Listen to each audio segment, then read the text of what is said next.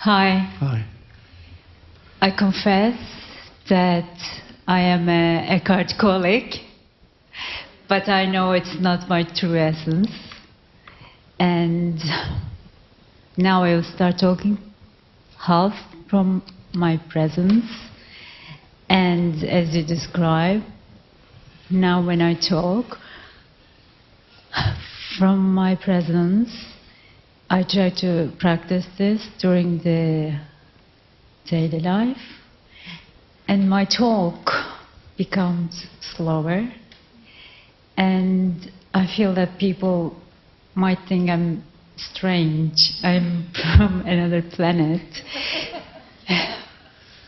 So I have one question about this, that now as I talk to you, I'm half presence, half in my mind, and I find it a bit difficult to function in this way in my daily life. Do you have any suggestions for that? And also, yesterday you described when feeling the inner body, sensing the inner body, the energy field, that I quite often do it, and it's like something from here looking down into my body. And you say, after a while, it becomes one, that the one who is aware of the inner body becomes inner body itself.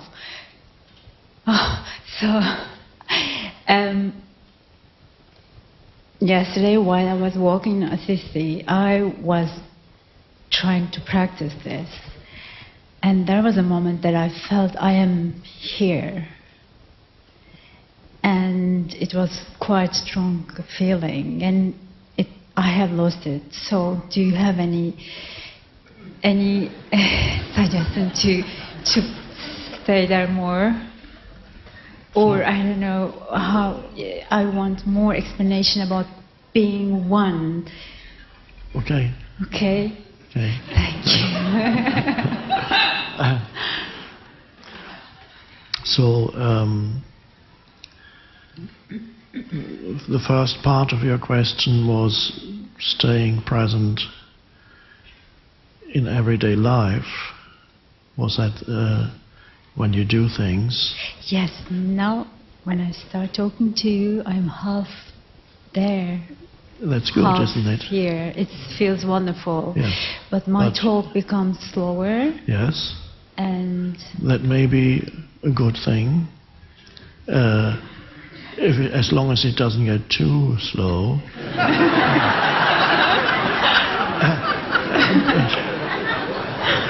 Also, if you lived in Sweden or Scandinavia, a slow speaking wouldn't be too noticeable because many people speak relatively slowly. Italians tend to speak faster. I'm Turkish. Turkish, they probably speak fairly fast too. Yes. So it's more noticeable there if you slow down. I remember years ago seeing a film by Ingmar Bergman, the Swedish director, and there was a scene in the forest, a man walking in the forest, and he stops a man who is working in the forest with an axe and asking for directions. I think at the time I was living in Spain as a teenager, and I was very impressed when I saw this scene. So the man in the forest comes upon a man working with an axe, and he asks for directions. Can you tell me where such and such a place is? And the man in the forest puts down his axe and he goes,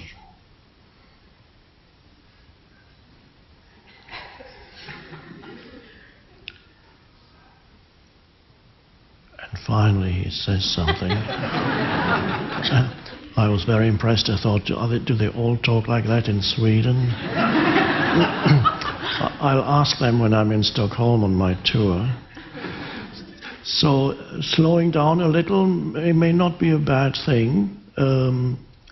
But after a while, you will find you may be able to speak normally, virtually, and still remain present. Practice, it requires practice when you are with a group of friends or with one friend.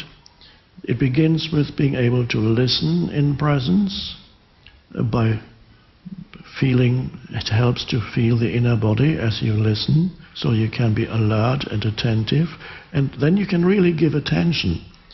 Because if you're listening to somebody and at the same time thinking, either judging what the person is saying, or already mentally arguing with what the person is saying, or preparing mentally what you're going to say next, you're not really giving your fullest attention to that person. And the most precious thing that you can give to a human being, a wonderful gift, is to give your fullest attention to another human being. And as long as a large part of your attention is absorbed by your thought processes, you can't do it. It just isn't enough.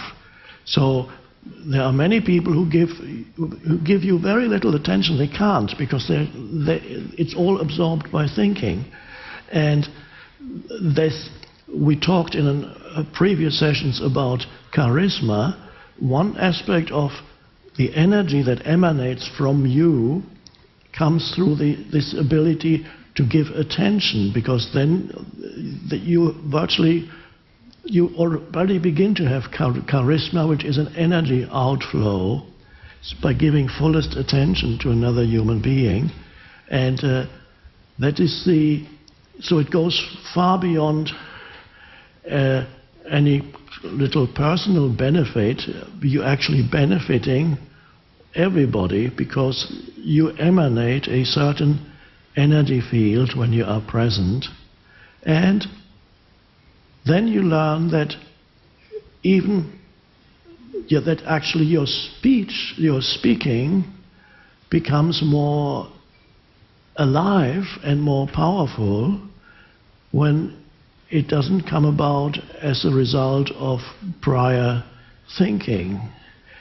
You naturally links in with the deeper energy field, and then words come out of that. That's empowered speaking. You will notice anybody who does public speaking who is truly powerful, and this you can't really learn. I've never learned public speaking, fortunately. So you find they don't read a script. You cannot be a powerful public speaker, really, and read a script or read it off the prompter, whatever it's called. I noticed that many times when a long time ago at university, there was a professor who was a wonderful, spontaneous speaker, very powerful, and once he gave a big lecture, and he had prepared it, because he thought, a big lecture, I need to prepare it, and he read the script, and everybody was disappointed, because the energy wasn't there anymore. So you can actually notice also, next thing that is so wonderful about being present with another, a sense of connectedness that isn't there when you're only connecting through the mind and the words that come through the mind. So when you give that attention to another human being, you're actually meeting that other human being at a much deeper level than the level of the person or the personality. And many people will be able to sense that intuitively. They feel it, even if they have no idea that that's what's happening.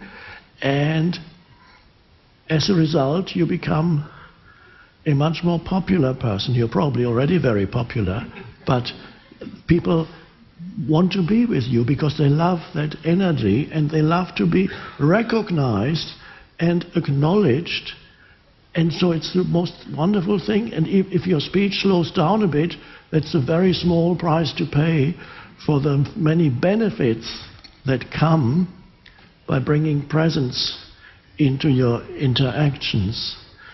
So that's fine. Occasionally you will lose it, probably. If you get into an argument, for example, it's easy to get lost, or even a discussion then the mind can completely take over. But gradually you learn to stay present. And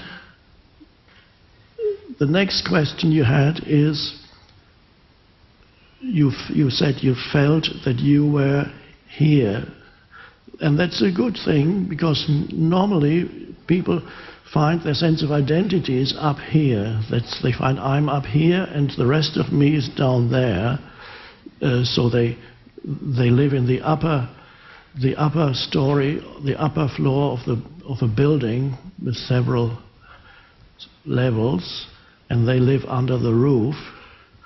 And from there they look down, and many people have never actually been to the lower floors. They just have a mental idea that there are some lower floors there, but they have never inhabited the body. And of course that's also a tradition in Zen, the tradition of putting attention into the belly and other practices, so that your sense of who you are is no longer derived from thinking, but your sense of who you are is derived from that alive presence that pervades the entire body. And the center, many people feel, is around here. It can be here or around. So it's a wonderful shift. It has to do with a shift of identity, ultimately, that you are no longer based, a thought-based entity, so that frees you of all kinds of stories that before you had identified with, that gave you your sense of self. In many cases there may be unpleasant stories. We've talked about that earlier. People who have gone through deep suffering and carry the remnants of that suffering inside, and then it becomes part of their sense of self. So wonderful, it's all good. As much as possible, be in the body, and also when you are talking to people, be anchored within, so they can feel the entire energy field, or particularly here, or the global sense of aliveness pervading the body, and then interact from there. There's no problem, it's all fine. Okay. And last thing I want to add is it's wonderful to listen you from here. It's so wonderful. Yes, and it feels a bit strange to me. I'm an engineer. All of my life I was here. Yeah. So now I'm practicing more and more, listening you from here with an empty mind. It feels so wonderful. Thank you. Thank you. That's a helpful contribution. Listen from here. Thank you. Thank you.